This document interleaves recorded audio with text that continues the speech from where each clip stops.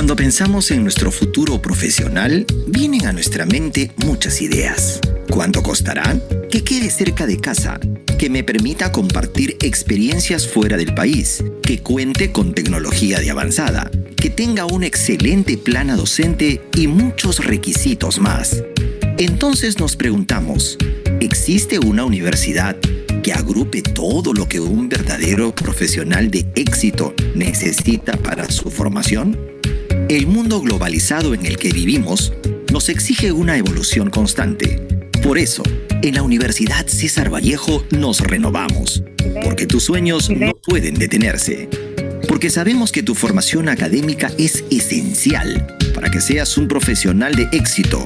Te ofrecemos una metodología de enseñanza-aprendizaje 100% renovada. Gracias a la alianza con Blackboard, una de las plataformas educativas más grandes del país, nuestra comunidad educativa y docente gozan de la mejor herramienta digital de la mano de Blackboard Ultra. Porque la virtualidad es hoy nuestro mayor aliado. Hemos trasladado nuestras actividades al plano digital, habiendo realizado más de 290 eventos digitales. Hemos contado con la participación de especialistas desde México, Chile, Colombia, Argentina, Hungría, Cuba, India, Estados Unidos, España. Más de 70 profesionales que han compartido conocimiento y experiencia con nuestra comunidad universitaria. Conocer sobre nuevas culturas, idiomas y cualquier otra experiencia académica que nos permita crecer profesionalmente es un desafío. Sobre todo ahora que el mundo se ha visto afectado por una pandemia. Por eso, contamos con más de 100 convenios internacionales con universidades de América, Europa y Asia. Y hoy en día, a través del UCB Go, podrás acceder al programa de movilidad virtual académica sin salir de casa. Solo en los últimos meses, más de 900 extranjeros y 1.800 vallejianos realizaron este programa en sus diversas modalidades como clases espejo. Como institución de educación superior, la investigación es uno de nuestros principales pilares. Por eso somos la primera universidad en aportar más trabajos de investigación en el RENATI, Registro Nacional de Trabajos de Investigación de la SUNEDU, con más de 48.000 trabajos de investigación. En los campus, nuestros estudiantes cuentan con laboratorios y herramientas de primera generación. Hoy en día, pensando en la continuidad educativa de nuestros estudiantes, hemos adquirido diversos simuladores virtuales para hacer de la formación de nuestros vallejianos una experiencia profesional única. Actualmente, contamos con 25 carreras de pregrado y para los egresados que quieren continuar estudiando, la Escuela de Posgrado de la Universidad César Vallejo ofrece una amplia variedad, 19 maestrías y 6 doctorados, que no solo te harán obtener una formación superior, también te formarán para un competitivo mundo laboral. Prueba de ello son nuestros más de 20.800 alumnos en la Escuela de Posgrado UCB. Como ves, la Universidad César Vallejo tiene todo lo que necesitas para continuar con tus sueños. Así que no esperes más y únete a la Universidad César Vallejo, licenciada por SUNEDU para los que quieren salir adelante.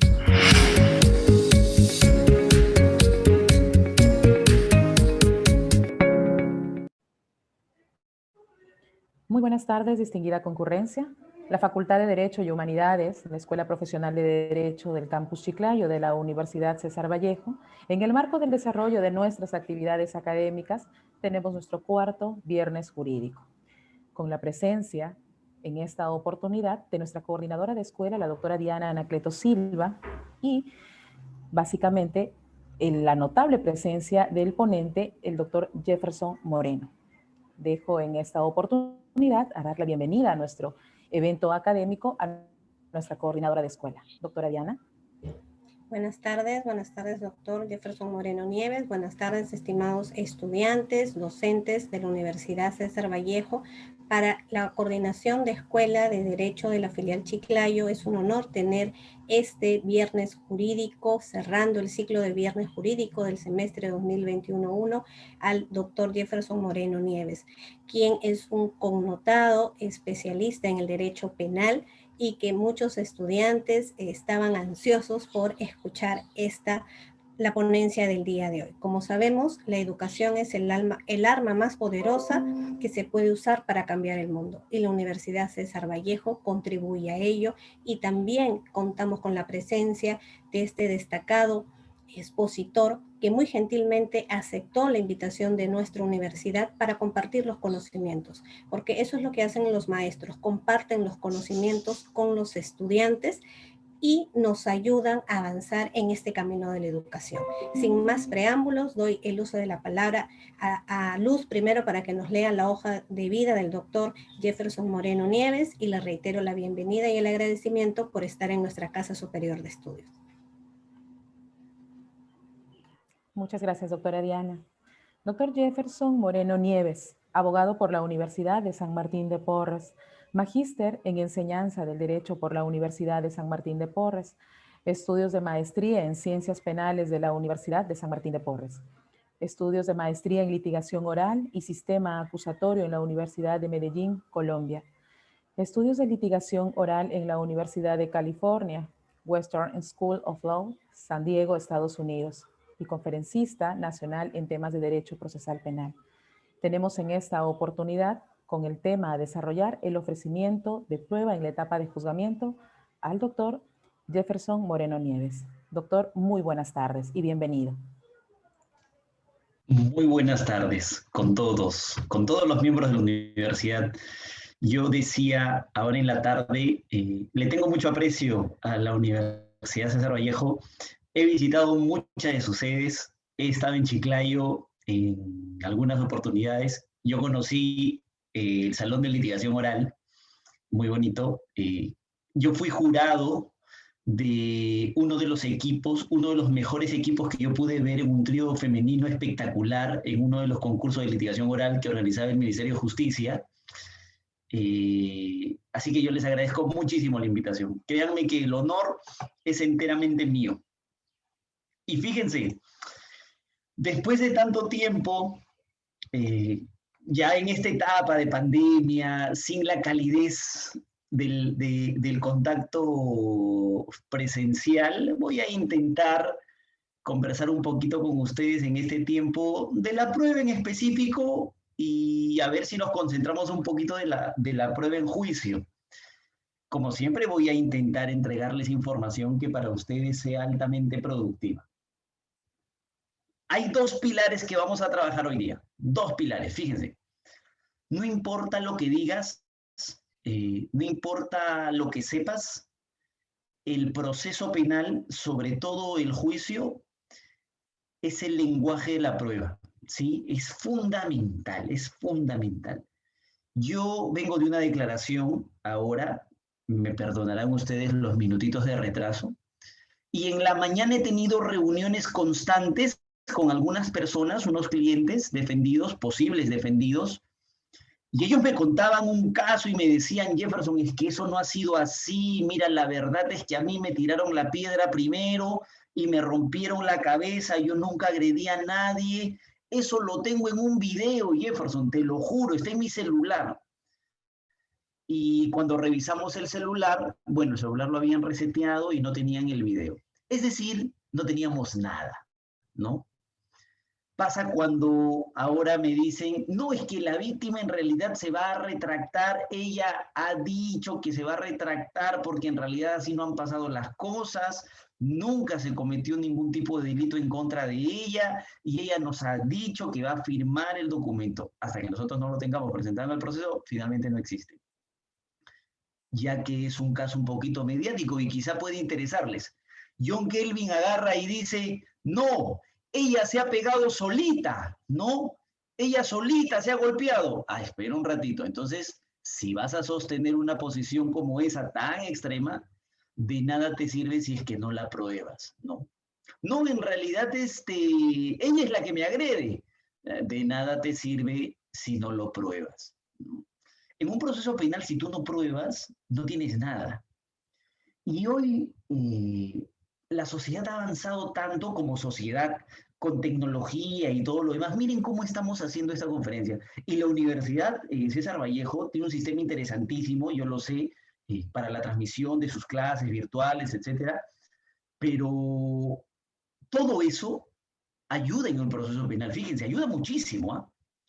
Les voy a contar, por ejemplo, y esto yo no cometo ninguna infidencia ni nada por el estilo, sino que esto se ve en diferentes programas de televisión, ya que ahora la justicia penal es un poquito mediática, tiene su propio canal de televisión, las cosas se transmiten por ahí.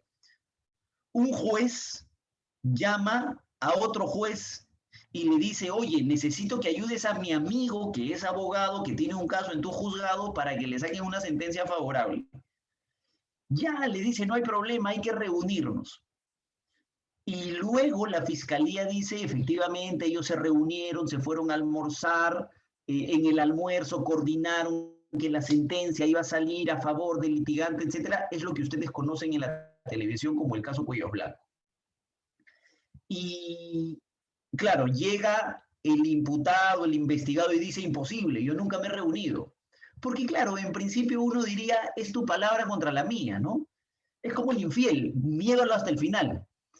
Pero la sociedad y la tecnología ha avanzado tanto que Fiscalía puede saber hoy en día, gracias a estos aparatitos que nosotros tenemos, estos celulares, y que estoy absolutamente seguro todos los participantes tienen, puede saber dónde estuvimos, qué día estuvimos, a qué hora estuvimos. Con este aparatito de acá, ¿sí? Todos estamos conectados a Internet, todos, absolutamente todos. Y es así que pueden ubicar, por ejemplo, que esas dos personas, el día 16 de julio del 2021 a las 5:20 de la tarde, no estaban en la conferencia de la Universidad César Vallejo, sino estaban almorzando y acordando la entrega de una sentencia. Bueno, Jefferson, pero no sabemos lo que hablaron. Claro, pero ya más o menos tenemos una idea de lo que está pasando. Pues eso es un adelanto tecnológico interesante, ¿no? Hoy tenemos las declaraciones en cámara GESEL, eso también ayuda bastante. Hoy tenemos las escuchas telefónicas. ¿No han visto ustedes que en la televisión se publica, incluso antes que en las audiencias, las conversaciones donde le dice, sí, no te preocupes, este aporte ahorita lo realizamos, hay que sacar la plata de la tesorería, del gobierno regional, etcétera? Son actos de investigación que la Fiscalía y la Policía realiza para probar, porque quien no prueba no tiene nada, ¿sí? Es más, hoy nosotros tenemos actos especiales de investigación. Agentes encubiertos, por ejemplo.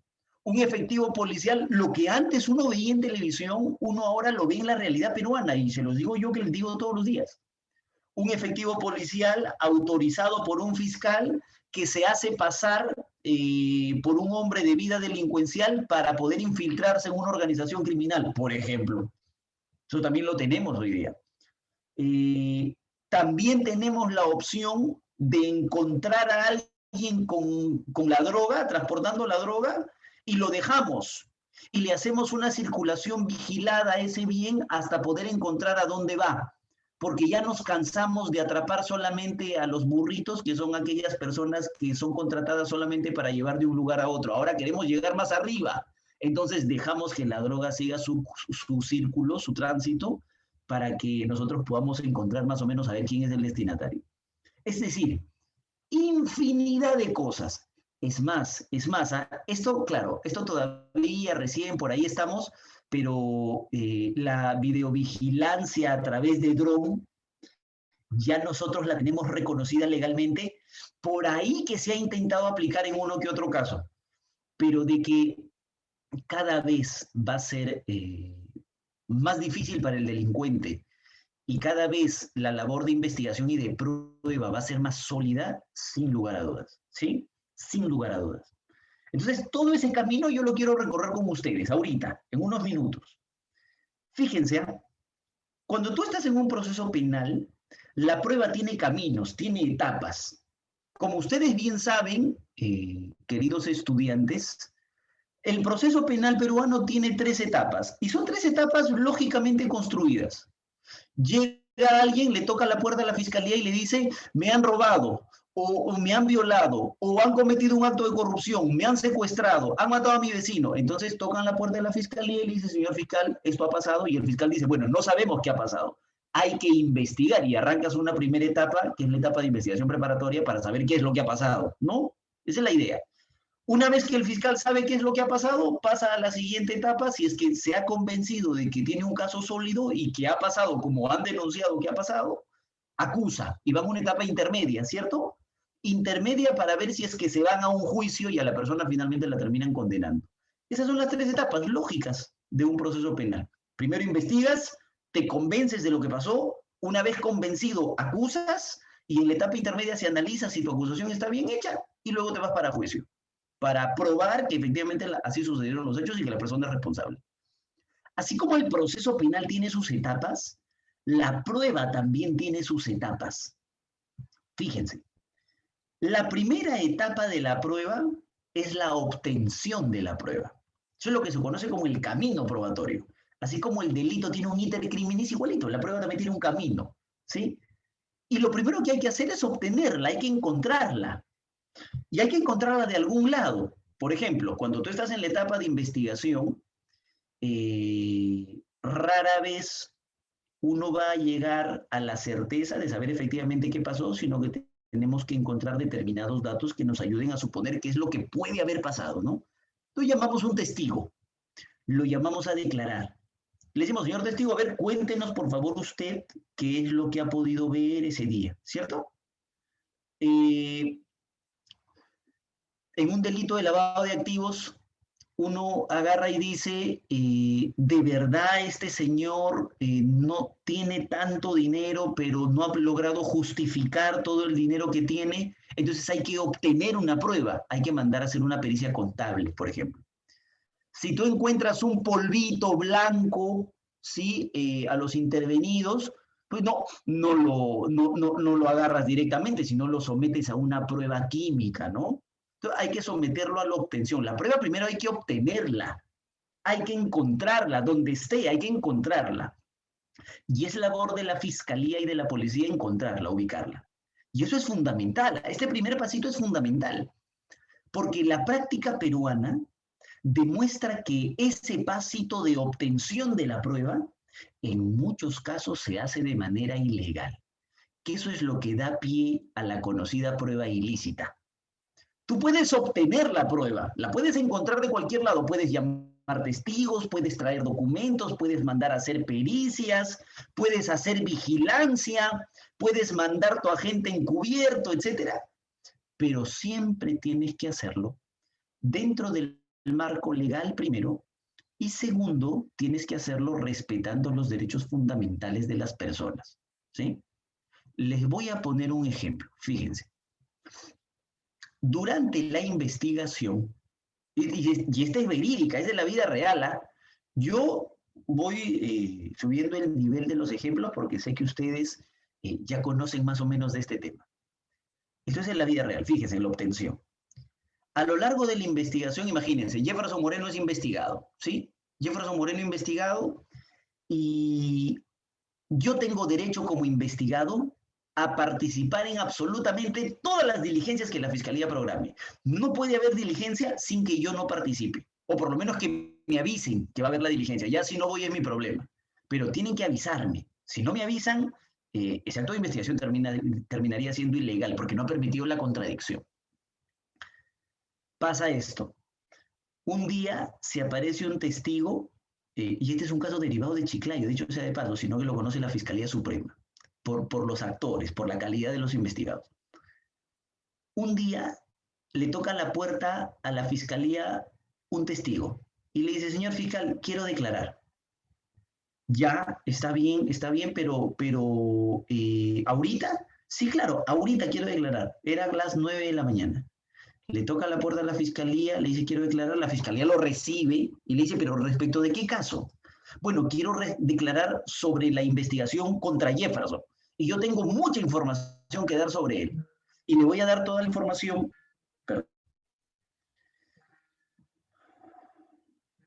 que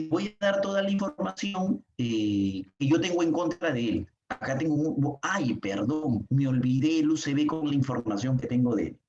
¿Qué horas son? Son las 9 de la mañana. Un favor, ¿me puede esperar? Y yo regreso a la 1 de la tarde, ¿le parece? No se preocupe, dice el fiscal, váyase nomás y regresa a la 1 de la tarde. El testigo regresa a la 1 de la tarde con un UCB, supuestamente, donde tiene toda la información contra Jefferson, y entrega la información y declara. Y dice, sí, Jefferson siempre ha sido, él es delincuente, yo lo conozco, mira, tengo este dato, y acá está el UCB que te prometí que iba a traer. La declaración inicia a 1 de la tarde y termina a las 5 de la tarde. 5 horas completitas de puro maltrato contra Jefferson. Firman el acta y todo, y al final dicen, uy, caramba, me olvidé de avisarle al investigado. Porque todos los actos de investigación que tú obtengas, tienes que hacerlo respetando la legalidad. Y si vas a llamar a un testigo o un testigo va a declarar, tienes que avisarme.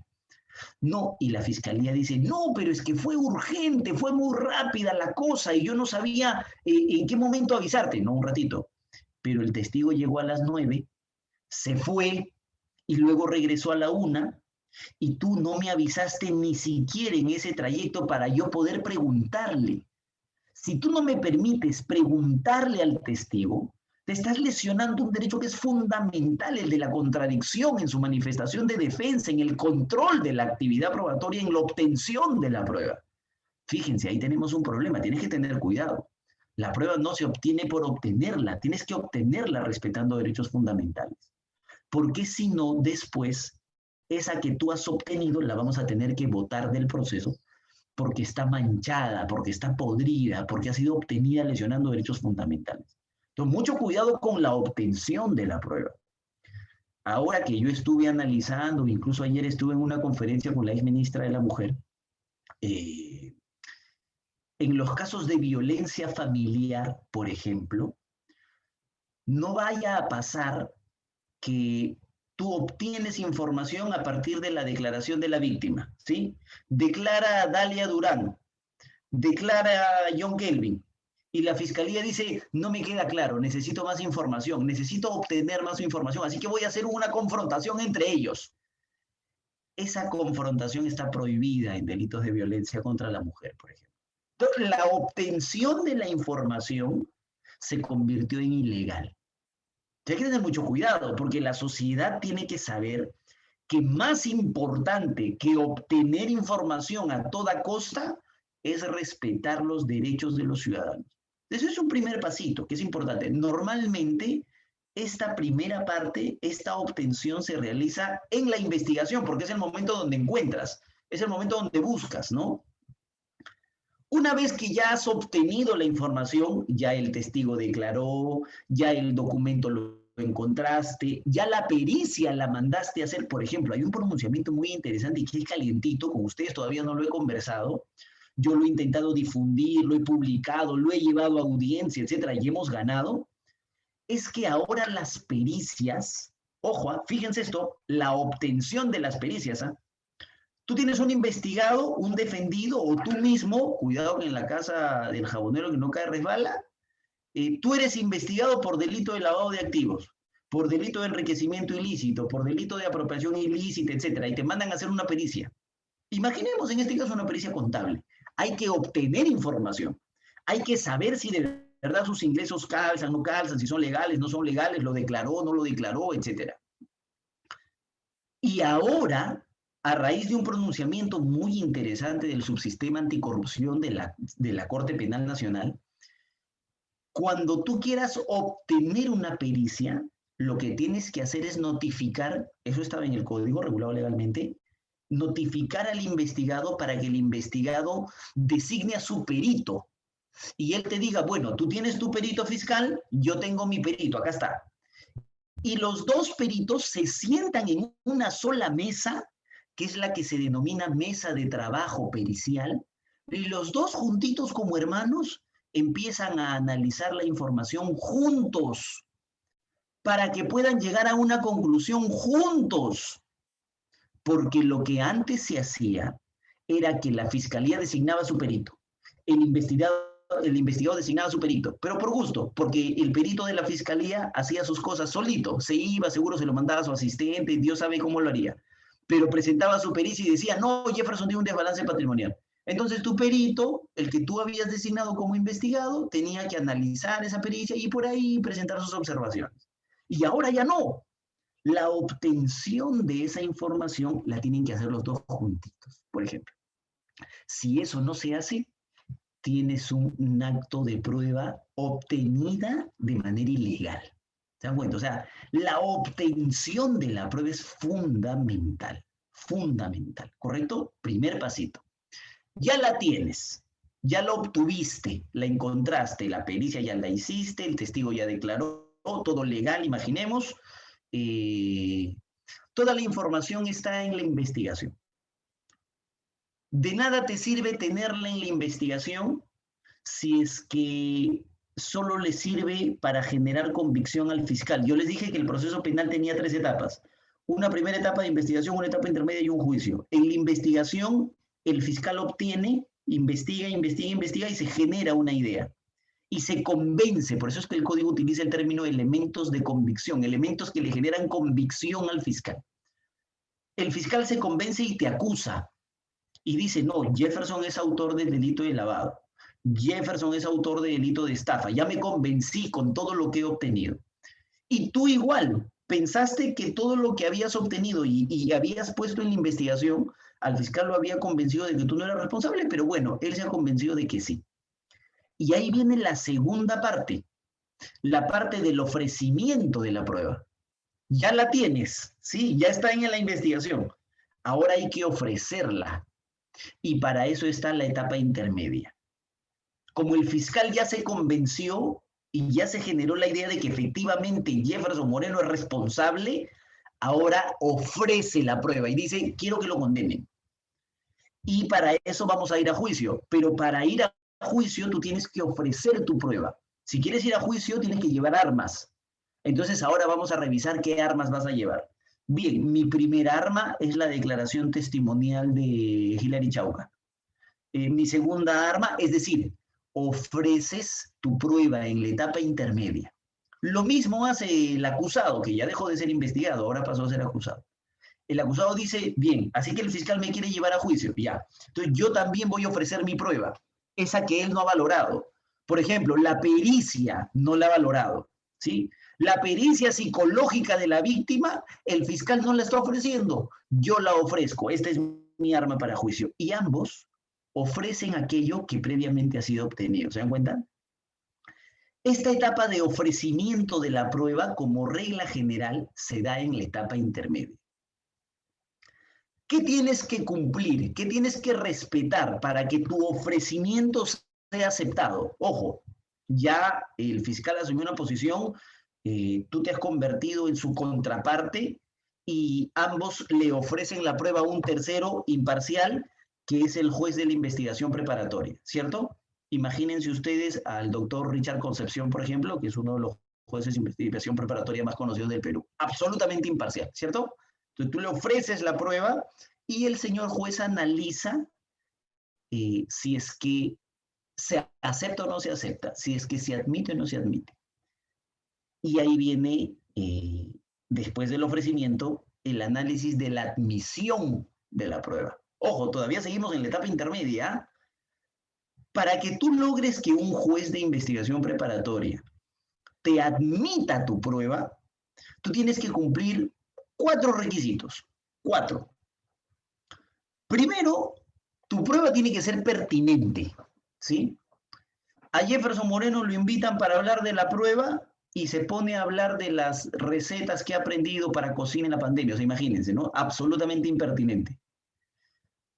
La prueba que tú ofrezcas tiene que tener una estrecha relación con los hechos que primero se investigaron y que ahora están acusando. ¿Correcto? Tiene que ser pertinente, tiene que haber una relación directa. Yo ofrezco la declaración de mi mamá porque tiene estrecha relación con los hechos. Dicen que yo estaba robando, mi mamá va a declarar dónde estuve. Sí, yo no estuve robando.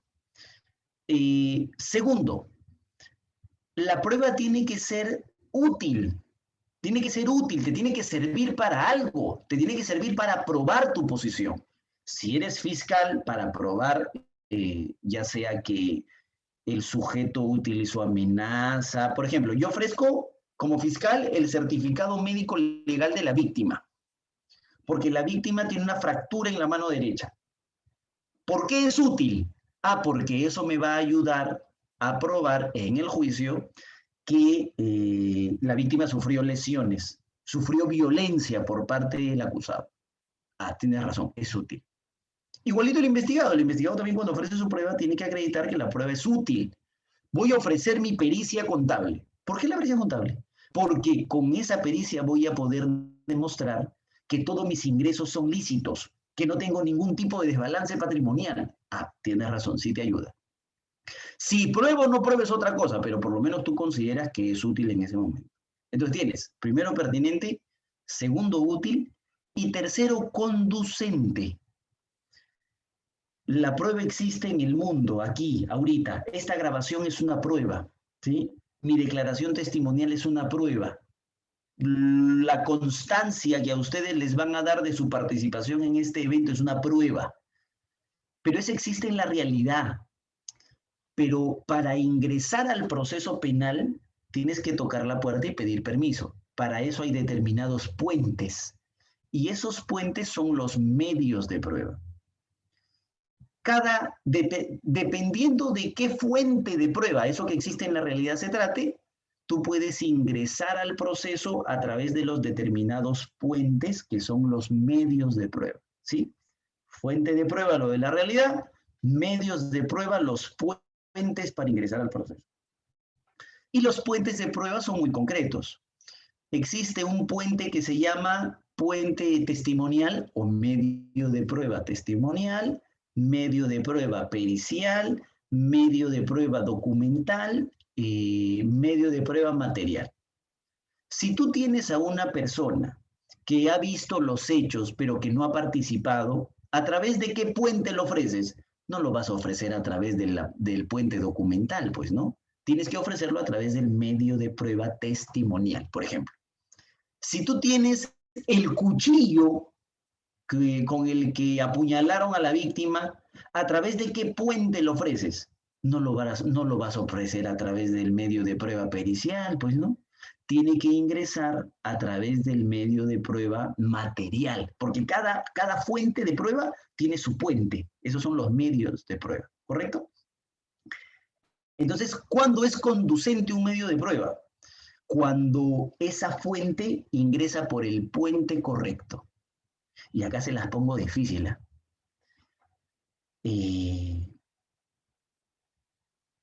yo tengo un proceso penal en el que está en discusión si cumplí o no cumplí mi rol en la sociedad. Ustedes que son conocedores del derecho penal sustancial, recordarán que quien mejor ha desarrollado el sistema de los roles, es más, quien nos ha traído este sistema autopoético, quien es el padre del funcionalismo radical, es el profesor Günther Jacobs, ¿cierto? Entonces, en mi proceso penal está en discusión si es que yo cumplí o no cumplí mi rol, ¿sí? El caso del taxista, el caso de gobernadores regionales a los que les dan para firmar una designación de personal y resulta que la designación de personal era para asesor legal y designaron un ingeniero.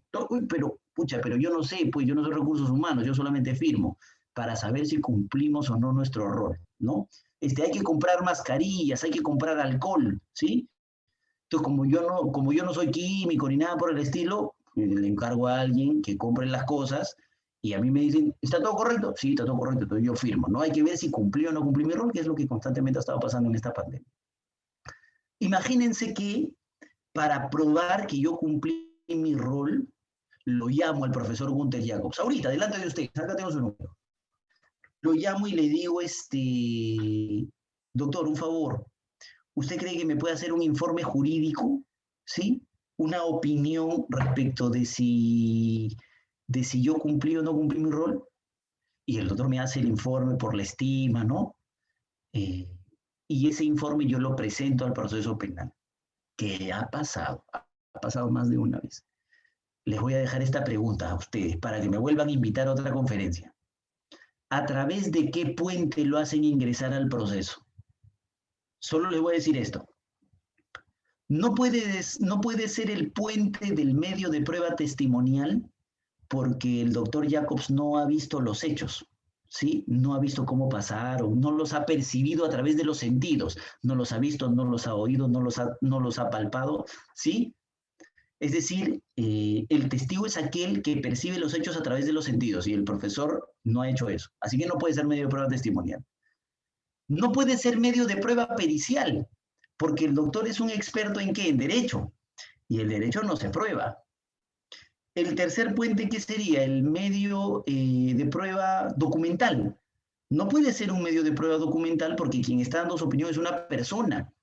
Entonces tampoco. No puede ser medio de prueba material porque no es un objeto.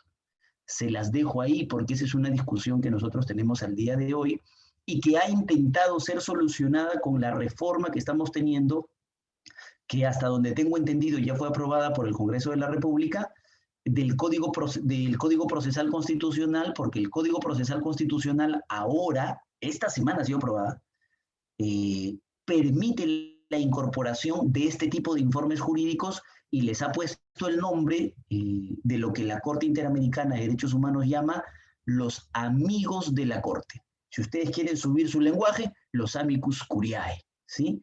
Ese es un tema absolutamente interesante. Pero sin intención de desviarme, tú obtienes la prueba, luego la ofreces y esperas que el juez la admita. Para que el juez la admita, tienes que haber cumplido con que la prueba sea pertinente, que sea útil, que sea conducente, ¿cierto? Pero les dije 4, porque la prueba además tiene que ser legal. ¿No ven que en la obtención tú tienes que respetar derechos fundamentales? Entonces ahí analizamos si la prueba que has obtenido eso no es legal, ¿correcto? Hasta ahí tienes la etapa de investigación y tienes la primera fase de la prueba que se obtiene. Luego en la etapa intermedia tienes la fase de la prueba del ofrecimiento, donde las partes ofrecen, pero además tienes la admisión de la prueba. Porque es el juez de la investigación preparatoria quien admite, quien decide si admite o no admite la prueba. Y luego viene el juicio. Y el juicio, que es la etapa estelar, donde un abogado debe sentirse, pero como pez en el agua, es la etapa en la que ahora sí la prueba tiene que actuarse. Cuando te llamaron a declarar como testigo en la investigación, lo único que hiciste fue dar determinados datos y lo que dijiste se plasmó en un papel. Pero eso no es prueba todavía, ¿no? Porque tú tienes que ir a declarar a un juicio. Y como te han ofrecido y el juez ha admitido tu declaración como testigo, ahora tienes que sentarte en el banquillo de los testigos y en un juicio oral, público y contradictorio, bueno, ahora transmitido solamente por Google Meet, tienes que declarar y someterte a las preguntas que te hagan las partes. Es decir, viene la otra etapa de actuación de la prueba, ¿correcto? Y la actuación de la prueba tiene también matices interesantes. Por ejemplo, en los casos de violencia familiar, es que se me ha quedado, no sé, es que ayer estuve hablando de violencia familiar y del caso de John Kelvin se me ha quedado esto.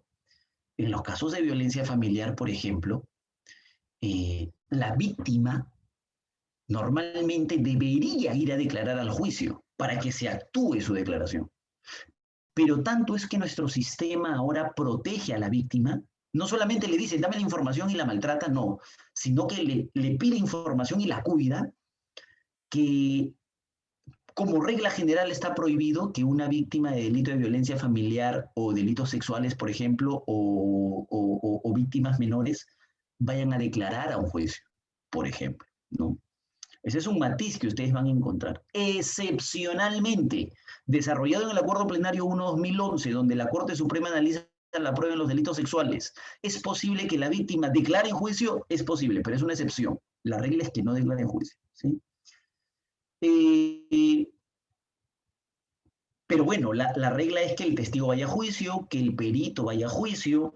El documento que encontraste, ¿te acuerdan? Que obtuviste en la investigación, también tienes que llevarlo a juicio para que lo lean completito delante de todos. Y todos opinen sobre si el documento prueba o no prueba. ¿Sí? Esa es la idea. Y se supone que en esa actuación de la prueba tú haces uso, gala y escena de las famosas técnicas de litigación oral, ¿no? Y finalmente viene la etapa de valoración de la prueba. La prueba ya se actuó en el juicio, los jueces han estado escuchando a los testigos en el juicio y ahora les toca valorar la prueba. Y la valoran con los criterios que nosotros tenemos, jurisprudenciales, dogmáticos, respecto de si una prueba es o no confiable, ¿no? Por ejemplo, un criterio de valoración muy clásico que nosotros tenemos es el que la Corte Suprema desarrolló en el Acuerdo Plenario 2-2005. Y la Corte Suprema dijo, un ratito, a una persona se le puede condenar con la declaración solamente de la víctima. Es posible, Jefferson, es posible. ¿Sí? Tú tienes un acto de violación sexual, no hay ni un testigo, solamente tienes a la víctima. ¿Lo pueden condenar? Claro que lo pueden condenar. ¿Qué necesitas? Cumplir 3 requisitos. Primero, que la declaración de la víctima sea persistente. Entonces los jueces cuando analizan la declaración, analizan, a ver, ¿cambió su versión? ¿No la cambió? ¿La matizó? ¿Dijo que sí? ¿Dijo que no? ¿O siempre dijo lo mismo? Siempre dijo exactamente lo mismo. Bueno, quizá no exactamente, no con los mismos datos y todo, pero podría tener mínimas variaciones que no sean sustanciales. Pero ese es el primer requisito, que la declaración sea persistente siempre. Segundo requisito, que la declaración sea verosímil. Es decir, si tú dices, por ejemplo, que has sido objeto o víctima de un delito de violación sexual en vía vaginal, seguro que el certificado médico legal nos va a dar ese resultado. Entonces, por ejemplo, eso también corrobora mínimamente la versión de la víctima, ¿no? No, él siempre me golpea. Entonces, la pericia psicológica de él debe arrojarnos que más o menos él es agresivo. Entonces, mínimamente corroboras, es lo único que te pedimos. Y finalmente, y más importante, el motivo, que es el conocido como ausencia de incredibilidad subjetiva. ¿Por qué te denunciaría ella a ti? ¿Sí? ¿Por qué lo haría? O sea, ¿porque le gusta denunciar? ¿Porque te quiere ver preso a propósito? ¿Por qué? Si es que no hay ningún motivo de odio, de resentimiento, etcétera, o sea, la declaración agarra más fuerza, ¿no? Pero, por ejemplo, acabo a las 12. Tenía un juicio, bueno, un juicio de apelación. Y yo le decía en el alegato de apertura del juicio de apelación a los jueces de la sala que yo les pido por favor que analicen el motivo. Una señora dice que mi cliente, mi defendido, le metió un puñete en la frente, que le dobló su brazo y que le fracturó la muñeca. Y que cuando la vio en el suelo, la empezó a patear en el suelo, ¿sí? Y la señora tiene 80 años. Y mi defendido tiene 40, o sea, este debe ser un monstruo, ¿no? Entonces, cuando yo pregunto, pero ¿y por qué la señora te denunciaría a ti así de la nada? Y me dicen, es que doctor, nosotros venimos de un litigio constante, de siempre, y le hemos ganado en un tema civil. Y quedó registro de cuando la señora les dijo, ahora sí, en esta me la pagas, ¿no? Porque tuvieron un pequeño altercado y esta es la venganza de la señora. Entonces, por ejemplo, si hay un motivo, la declaración debe perder fuerza. Son reglas de valoración de la prueba. Igualito pasa con las pericias, por ejemplo. Para valorar una pericia, si es fiable, no es fiable, hay que revisar qué método ha utilizado. No sé si ustedes han ido a postular algún trabajo, en algún momento me ha pasado, yo ahora soy independiente, pero dependiente de los clientes, independiente del trabajo, pero en algún momento cuando uno postula a una institución pública, privada, muy grande, con determinadas áreas, te dicen, vas a pasar una evaluación psicológica. Y la clásica, ¿no? Dibújanos un hombre bajo la lluvia. Si la haces sin piso, que las gotas, que el paraguas, que las manos, que el pelo, etcétera, ¿cierto? Entonces, por ejemplo, en delitos de violación sexual o en delitos de violencia sexual o en delitos de agresión, ese ya no es un método que pueda utilizarse. Hay mejores métodos. Entonces, si la pericia que tú me traes dice que yo soy agresivo, que tengo signos de violencia, que soy narcisista, etcétera, pero el método que utilizaron es el del hombre bajo la lluvia, ya pierdes eficacia, ¿no? Entonces, la valoración uno ve ese tema. Oh, pero espérate, si fuera, por ejemplo, el test de Machover, caramba, la cosa cambia, ¿no? Quizás si me vas presentando métodos más modernos y que tienen mayor respaldo actual, la prueba alcance un mayor sentido, ¿correcto? Entonces, fíjense, con esto termino la parte introductoria. Creo que me excedí un poquito. Pero la prueba se obtiene, luego se ofrece. Una vez que es ofrecida, esperamos que el juez de investigación preparatoria la admita. Si el juez de investigación preparatoria la admite, nos vamos a juicio con un juez diferente y en el juicio la prueba se actúa. Y una vez actuada, los jueces se van y valoran y dicen, pucha, ¿será eficaz? ¿No será eficaz? Con determinadas reglas como las que yo les acabo de contar. Ese es el camino de la prueba, amigos. Ese es el camino de la prueba. Pero ¿qué pasa?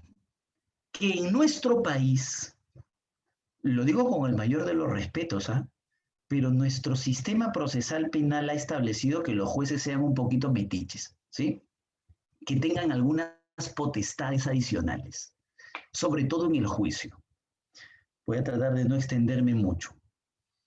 Pero existe un supuesto, primero, en el que el ofrecimiento de la prueba y la admisión de la prueba, que como acabo de explicar, normalmente se hace en la etapa intermedia ante el juez de la investigación preparatoria, excepcionalísimamente agarres y lo traslades para el juicio, donde supuestamente ya no hay nada que ofrecer ni nada que admitir, porque eso ya se hizo antes. Pero excepcionalmente, nuestro Código Procesal Penal regula esa situación y dice, ese ofrecimiento y esa admisión la vamos a trasladar al juicio. ¿Por qué excepcionalmente? Porque puede ser, primero, que recién haya surgido la prueba, sea nueva, por ejemplo, un documento que antes no existía, una pericia que antes no existía, entonces lo ofrecemos en el juicio y ya no se lo ofrecemos al juez de la investigación preparatoria, por ejemplo. O puede pasar, puede pasar que tú estás en la etapa intermedia, ¿no? Y imagínate que el señor juez, el juez Concepción, tú le ofreces la prueba y te dice, no, te la rechazo, porque no cumple con los requisitos que Jefferson te explicó en la conferencia en la Universidad de Cerro Vallejo. No es pertinente, no es útil, no es conducente y no es legal. Y te la rechaza. Entonces tú en ese momento tienes que decirle, señor juez, un ratito, yo sé que esa decisión no la puedo impugnar, pero formulo mi reserva. ¿Para qué? Para que cuando inicie el juicio, a los jueces de juicio o al juez de juicio tú le puedas decir, señor juez, un ratito, en la etapa intermedia yo ofrecí mi prueba y el juez me la rechazó. Como me la rechazó, yo me reservé mi derecho de volver a ofrecérsela ahorita y se la quiero ofrecer. Y el juez dice, eso es posible. Es decir, el ofrecimiento y la admisión también se pueden trasladar al juicio, no solamente cuando hay una prueba nueva, sino cuando también te han rechazado la prueba en la etapa intermedia y tú la vuelves a ofrecer en la etapa de juicio. ¿Estamos? Miren que van dos supuestos, en la que el ofrecimiento y la admisión se trasladan al juicio, que sería la prueba nueva propiamente dicha, cuando existe de verdad una prueba nueva, o el reexamen de la prueba. Tú ofreciste prueba y te la rechazaron. Entonces llegas al juicio y le dices, señor juez, otra vez, por favor, una chance. Van dos. Pero resulta que nuestra legislación, y esto es lo que yo les decía, que a veces regula un poquito que el juez penal se entromete en el trabajo de la actividad probatoria y le permite a nuestro juez peruano, que él solito se ofrezca y él solito se admita la prueba, ¿sí? O sea, si te preguntes por cortesía, él solito de oficio puede actuar una prueba en el juicio. Él puede decidirlo. Es más, por eso les digo, él se ofrece y él se admite. De oficio, con sus limitaciones, por supuesto.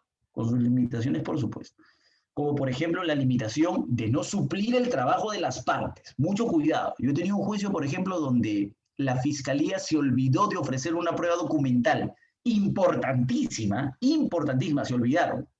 Y cuando llegaron al juicio dijeron, señores magistrados, quiero ofrecer prueba nueva. Un ratito, nueva no es, porque tú te olvidaste. Una cosa es que te hayas olvidado y otra cosa es que haya aparecido recién. Y tú te has olvidado. Y la negligencia no la vamos a subsanar con la prueba nueva. Entonces, luego cuando llegó casi el momento final de la actividad probatoria, el fiscal le dijo al juez, señor juez, usted actúe de oficio la prueba. Entonces, levanta la mano el abogado defensor, que era yo, y le digo, señor juez, un ratito, tenga mucho cuidado, porque le voy a contar la historia completa. El fiscal se olvida de ofrecer el documento.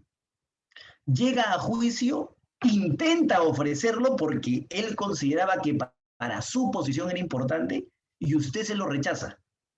Y ahora resulta que le está diciendo, señor juez, por favor, hágame el favorcito de incorporarlo porque yo me he olvidado y usted va a caer en la trampa de aceptarlo como prueba de oficio. Recuerde que la prueba de oficio tiene una limitación, que es la de no suplir el trabajo de las partes. Usted no le puede hacer el trabajo al fiscal, ¿cierto? Y si usted incorpora esa prueba de oficio, lo que está haciendo es tapar la negligencia de aquel que no ofreció la prueba en su momento. Por ejemplo, esa es una limitación que nosotros tenemos en el ofrecimiento de la prueba. ¿Correcto? Ese es el esquema, amigos. Ese es el esquema básico, ese es el esquema general, no solamente del camino de la prueba, sino específicamente de la incorporación de prueba en la etapa de juicio. Esto es fundamental, esto es importante. Si ustedes no manejan este esquema de camino de la prueba, le pueden dañar la vida a muchas personas. Tengo casos en los cuales las personas sí tienen la prueba, o sea, la han obtenido, pero lastimosamente no la han ofrecido. O mucho peor, tengo casos en los que la obtuvieron, la ofrecieron, la admitieron, pero no la actuaron en el juicio. Entonces eso me genera a mí como abogado posterior infinidad de problemas y puede generar en muchos supuestos la condena de un inocente. Yo lo único que les quiero dejar como mensaje, y con esto termino, es que nunca, jamás de los jamases, celebremos los procesos penales de otros, porque las reglas con las que se trabajan los casos penales y condenas y prisiones preventivas y sanciones que nosotros celebramos para otros son las mismas reglas que en algún momento, espero que no, de nuestras vidas, se van a aplicar para nosotros mismos. Entonces necesitamos reglas seguras, reglas claras, ¿sí? Muchísimas gracias a todos los participantes. De todo corazón, espero haber sido productivo con la información y ya que he dejado las dudas, espero que me vuelvan a invitar. Muchísimas gracias. De todas maneras, doctor, le tomamos la palabra y lo volveremos a invitar muy pronto a otra conferencia de nuestra universidad. Nuestros alumnos se han quedado muy contentos. Doctora Luz. Claro que sí, doctora. De igual manera, doctor Jefferson, hay algunas preguntas que quisiéramos formular. A ver. ¿Qué pasa? Perdón, acá está. ¿Qué pasa si después de la nueva prueba aparece un nuevo dato que puede cambiar la imputación inicial? Por ejemplo, se imputa lesiones leves y luego, con una nueva pericia, aparece que son lesiones graves, deformación de rostro. ¿Qué podemos hacer?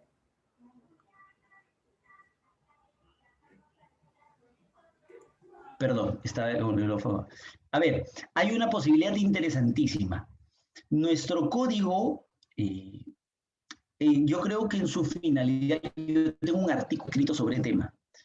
Nuestro código en su finalidad de no dejar pasar un hecho que pueda surgir ya cuando estamos en el juicio, ha regulado una institución que se llama la institución de la acusación complementaria. Y el fiscal ya en juicio, a través de la incorporación de hechos nuevos o circunstancias que modifiquen la responsabilidad penal y que varíen la calificación jurídica, puede presentar en el juicio una acusación complementaria. Y en ese momento se tiene que hacer un mini control de acusación para que incluso le permitan al investigado ofrecer pruebas sobre lo nuevo que se está presentando. Esa es una posibilidad interesantísima. Yo lo he trabajado como artículo a raíz de la defensa de un gobernador regional al que le presentaron una acusación complementaria. Por ahí, si me permiten, yo se las comparto porque creo que la he trabajado a mucho detalle, pero esa es la solución a una situación como esa. Muchas gracias, doctor. Aquí tenemos una segunda pregunta. ¿Cómo han sido los resultados del sistema penal acusatorio en materia de eficacia y garantía ante el tratamiento de la prueba? Bien, yo creo que, miren, no ha sido en sí misma la regulación legal, pero lo que sí creo es que la interpretación del código ha ayudado a una visión más garantista. Por ejemplo, lo de la mesa de trabajo pericial es novedosa y es una interpretación. No lo encuentran ustedes en el código, es una interpretación que se hace de la obtención de la prueba pericial. O segundo, antes cuando uno era condenado en primera instancia, imaginen un proceso sumario, y tú interponías tu recurso de apelación, lo único que podías hacer era informar 5 minutitos y se acababa la apelación. O te condenaban en un proceso ordinario, interponías tu recurso de nulidad y te daban tus 3 minutos en la Corte Suprema para informar. Si estaban de buen genio, 5 minutos, ¿cierto? Informabas tu recurso de nulidad y se acabó el proceso. Ahora, por ejemplo, lo interesante de nuestro sistema, si quieren legalmente hablando, es que las apelaciones no son informes de 5 minutos, son verdaderos juicios. Y eso implica un análisis probatorio. Por ejemplo, en un juicio de apelación, tú le pides a la sala que escuche los extractos del juicio de primera instancia, o le pides a la sala que leamos juntos un documento, o que veamos juntos un video que se actuó en el juicio de primera instancia. Esas reglas me parece que son parte de un sistema propiamente acusatorio y que busca un sistema más de garantías, ¿no? Ah, y un datito adicional. La incorporación de la tutela de derechos durante la investigación preparatoria como un mecanismo para votar la prueba ilícita también me parece una regla importantísima, ¿no? Muchas gracias, doctor. Tenemos una pregunta más. ¿Bajo qué argumento jurídico el abogado del procesado puede participar en la declaración de los testigos o el agraviado y hacer preguntas y no solo ser un veedor? Es que es fundamental. Mire, el proceso penal no es una cacería, ¿sí? El proceso penal existe para garantizarle a los ciudadanos que van a ser tratados como inocentes. En realidad esa es la visión del proceso penal. Miren, es muy fácil para el Estado, para aquellos estados absolutistas, es demasiado fácil agarrar y decir, bien, Jefferson es responsable para adentro, ¿sí? Detenido. Y las pruebas, yo soy la prueba. Y el juicio, yo soy el juicio, ¿sí? Yo soy el juez, la prueba y tu verdugo en este caso. Es muy sencillo para un estado de esa naturaleza. Pero en estados democráticos como el nuestro, existen procesos. Y el proceso le permite al ciudadano enfrentar al Estado y defenderse. Por eso es que yo siempre decía, el derecho penal es la espada. Esos delitos que están en el Código Penal son la espada, que vienen a castigarte. Y el proceso penal termina siendo el escudo. Con el proceso penal tú te refugias en la presunción de inocencia. Y es el Estado finalmente quien tiene que probar que eres tú. Pero en esa regla de que el proceso penal es el escudo, no puede existir proceso si es que no existe contradicción, si es que no existe la posibilidad de que te escuchen, de que te defiendas. Imagínense un juicio, yo vi una película hace un mes, ¿cómo se llama? El juicio de los 7 de Chicago, en una época de segregación racial en Estados Unidos, donde al acusado lo sentaron, lo amarraron a la mesa, le metieron una mordaza y no le permitían intervenir por su color de piel. O sea, imagínense esa situación, no puede existir proceso así. Entonces, lo más moderno sería, en estas épocas, obviamente no te van a amarrar a la silla, ¿no? Pero lo más moderno sería no avisarte de un acto de investigación. Es prácticamente lo mismo, no te están dejando hacer las preguntas adecuadas.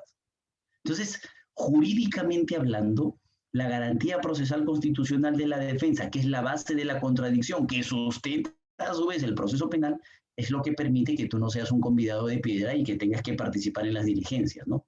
Miren, les doy unos ejemplos, 2 ejemplos les doy. Esto que yo les digo de interrogar a los testigos se hace cuando los testigos son identificados, ¿no? La doctora Luz es citada como testigo doctora a declarar a un proceso y yo le hago preguntas a la doctora. Pero lo que modernamente se está aplicando, y debo decir con mucha pena y constantemente, son la declaración de colaboradores eficaces, por ejemplo, o la declaración de testigos protegidos, si ustedes quieren subirle un poquito al análisis. Y la Corte Suprema, en el caso Edwin Oviedo, que viene de Chiclayo, es 292-2018 me parece, dijo que la defensa tiene derecho a contraexaminar a los colaboradores. Sin el contraexamen a los colaboradores, esa declaración no debería ser utilizada, regla establecida por la Corte Suprema. Ojo, estamos hablando de colaboradores eficaces, imagínense pues lo que deberíamos hacer con testigos identificados, ¿no?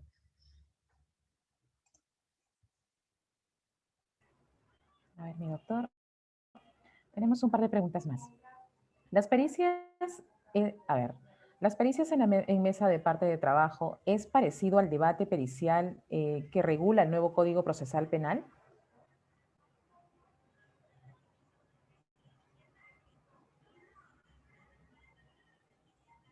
Su audio, Perdón. doctor. Sí, disculpen. No tanto, fíjense. El debate pericial se produce cuando tú estás en un juicio, obligatoriamente en un juicio, y tienes a un perito oficial que sostiene una posición y tienes a un perito de parte que sostiene una posición absolutamente contraria. Entonces le tiene que decir, oye, si ustedes trabajan en la misma ciencia, ¿por qué se contradicen? A ver, ¿tú qué libro utilizaste? No, bueno, yo utilicé esta doctrina del 98, pero no te has leído el libro del 2019, pues. Ah, tienes razón. Ah, bueno, fuera de acá. Entonces gana el debate o explica mejor su posición uno de los peritos. Eso se hace en el juicio, eso es el debate pericial en juicio. La mesa de trabajo pericial es por el contrario, trata de evitar el debate. Y por ejemplo dice, tú tienes tu perito, yo tengo el mío, que se sienten juntos, no a debatir, sino a analizar la información. ¿Saben qué es lo que pasa mucho en pericias contables? Que el perito de la fiscalía dice, perfecto, ¿de qué periodo a periodo analizo? Bien, vamos a analizar desde el 2018 al 2021 a ver cuánto dinero tiene esta persona, ¿sí? Cuánto dinero ha declarado, cuánto es su ingreso, cuánto es su gasto. Y el perito de la fiscalía dice, bien, 2018, 0 soles. A ver, hay que contar cuánto tiene. Y mi perito de parte le dice, pero espérese, licenciado, en el 2018 no ha nacido, pues no puede empezar con 0 soles, algo ha tenido que tener, ¿cierto? Es decir, con algún saldo inicial tiene que empezar. Porque si usted empieza de 0, obviamente le va a encontrar algún desbalance. Ah, tiene razón, doctor, hay que empezar con un saldo inicial. Entonces ahí los dos conversan, no debaten, miren, no es una confrontación propiamente, sino coordinan. Y si el perito oficial le dice, no, tú estás loco, yo voy a empezar de 0 porque yo creo que así es, bien, doctor, no hay problema, voy a dejar mi observación. Y lo que se intenta es que solo exista una pericia, hecha por el perito oficial y que el perito de parte ha podido colaborar. Solo de manera excepcional, si se contradicen, recién se hacen 2 pericias y ya en juicio vendría la confrontación. Por eso es que ahí tiene sus matices. Bueno, doctor, abusando de su tiempo y confianza, 2 preguntas más, ¿sí? Y cerramos. A ver, como limitación de la actuación de la prueba de oficio de parte del juez, ¿solo existe el que quiera suplir el trabajo de las partes? Doctora Luz, perdóneme por favor, ¿me podría responder? ¿Me pudo escuchar, doctor? ¿Me podría repetir la pregunta, por favor? Disculpe. Sí, claro que sí, doctor, no se preocupe. Como limitación de la actuación de la prueba de oficio de parte del juez, ¿solo existe el que quiera suplir el trabajo de las partes? Esa es una de las limitaciones que nosotros tenemos regulada expresamente. Otra limitación puede ser la etapa procesal. La etapa procesal, al culminar la actividad probatoria de cargo y de descargo en el juicio, ese es el momento específico. Y además, esa prueba de oficio también tendría que respetar los mismos requisitos que debieron respetar las pruebas ofrecidas por las partes. Es decir, también tendrían que ser pertinentes, también tendrían que ser útiles, con un detalle adicional, con un detalle adicional. Y ahí viene la limitación. Si el juez quiere actuar prueba de oficio, esa duda que el juez tiene por resolver tiene que haber surgido en el debate. O sea, a lo largo del juicio, en la pelea entre fiscal y abogado, tiene que haberle surgido la duda. Por ejemplo, miren, vino a declarar Jefferson y dijo que ese día estaba con su albañil. La señora vino a declarar y dijo que ese día estaba con el albañil. ¿Y por qué no ha venido a declarar el albañil?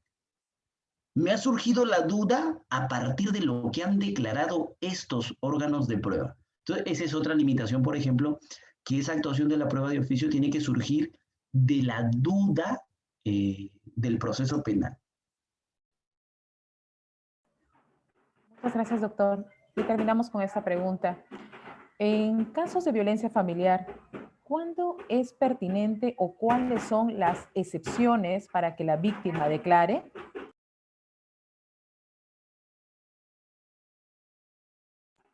Perdón. La regla es que la víctima declare una sola vez porque hay que evitar la revictimización, que no se someta otra vez al mismo dolor varias veces, de contarlo, ¿no? Entonces, la idea es que declare en cámara GESEL. Tenemos una discusión de si esa es prueba preconstituida o participada, pero la cosa es que declare en cámara GESEL y que ya no vuelva a declarar, ¿sí? Las excepciones a que la víctima declare en el juicio no están reguladas en realidad en esta ley moderna de violencia familiar, sino han sido desarrolladas por la Corte Suprema, en acuerdo plenario 1-2011, por ejemplo, y en diferentes pronunciamientos casacionales. Por ejemplo, dice la Corte Suprema, ¿qué pasaría si es la propia víctima quien lo pide? En ese tipo de casos sí deben llevarla a declarar. Segundo, ¿qué pasaría si la víctima declaró y luego en la investigación surgió nueva información sobre la cual a la víctima no le preguntaron? Entonces en esos casos sí debería volver a declarar. Situaciones como esas, por ejemplo, hacen que la víctima sí pueda volver a declarar o ir a declarar a juicio, ¿no? Muchísimas gracias, doctor, por la claridad y, repito, abusando de su tiempo y confianza. En este momento doy pase a nuestra coordinadora de escuela para poder realizar el reconocimiento respectivo por la participación a nuestro cuarto viernes jurídico, doctor. Muchísimas gracias. Bien, muchas gracias, doctora Luz. Doctor Jefferson Moreno Nieves, le reitero el agradecimiento en nombre de la Escuela de Derecho de la Universidad César Vallejo, filial Chiclayo. Nuestros alumnos siguen preguntando a través del chat y eso es por las inquietudes que usted ha formulado y porque ha despertado el interés en ellos verdaderamente, ¿no? En este momento vamos a proceder a darle su reconocimiento como ponente. Jocelyn, si me ayudas compartiendo pantalla, ¿no? Y desde ya aceptamos y lo comprometemos para una próxima visita a través de este modo virtual y cuando ya pase la pandemia de manera presencial para que venga a nuestra cálida ciudad de Chiclayo, en donde nuestros estudiantes y toda la comunidad universitaria va a estar gustoso de tenerlos por aquí. Bien, doy lectura al certificado al doctor Moreno Nieves Jefferson Gerardo por haber participado en calidad de ponente en el cuarto viernes jurídico desarrollado el tema el ofrecimiento de prueba en la etapa de juzgamiento, organizado por la Escuela Profesional de Derecho de la Universidad César Vallejo, Campus Chiclayo, realizado el día 16 de julio, Pimentel, julio del 2021. Muchas gracias, doctor. Le vamos a dar los aplausos virtuales porque no podemos hacerlo de manera presencial y desde allá nuestro agradecimiento a usted y felicitarlo por su claridad en la exposición. Muchas gracias y esperamos volverlo a tener. Muchísimas gracias, doctora, a usted y a toda la facultad por la invitación. Muchísimas gracias.